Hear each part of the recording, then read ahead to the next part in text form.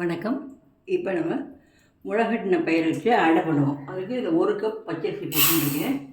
இப்போ என்கிட்ட நான் இந்த முளைகட்டின பயிர் விற்கிறாங்க, அது வாங்கிட்டுருக்கேன். அதில் நம்ம 2 கப் போட்டுக்கலாம். நம்ம 1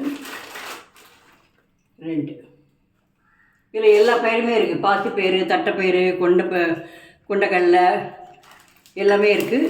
நம்ம இல்லை நீங்கள் வீட்டில் தனியாக கூட நீங்கள் முளை கட்டி வச்சுக்கலாம். இப்போ இதை களைஞ்சிட்டு தண்ணி விட்டு ஊற வைக்கலாம். இப்போ களைஞ்சாச்சு.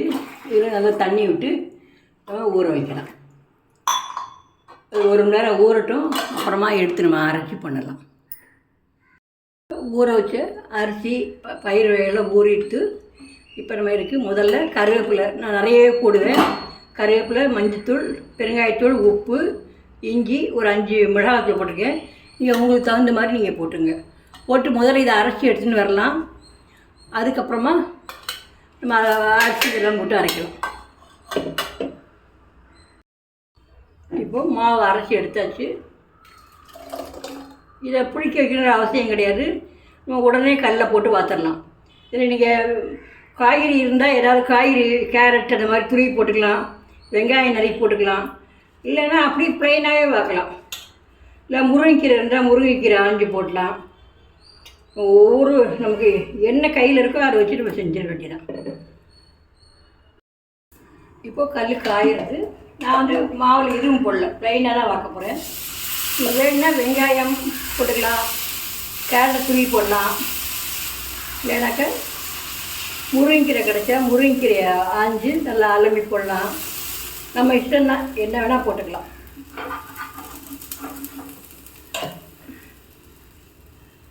கருவேப்பிலை போட்டதுனால பச்சையாக இருக்குது.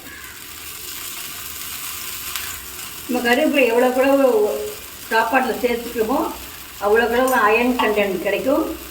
நோய் எதிர்ப்பு சக்தி உண்டாகும். இதை மூடி வைக்கலாம். கொஞ்சம் நேரம் கழித்து திருப்பி போடலாம். இப்போ நம்ம திருப்பி போடலாம்.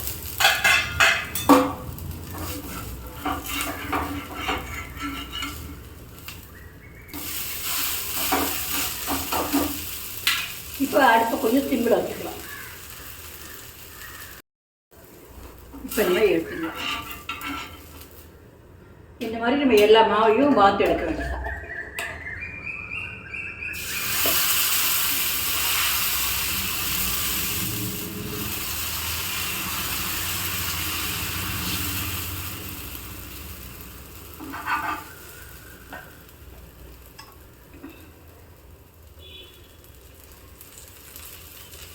கொஞ்சம் அடுப்பை சிம்மில் வச்சுன்னு பார்த்தீங்கன்னா தீஞ்சு போகாமல் வரும்.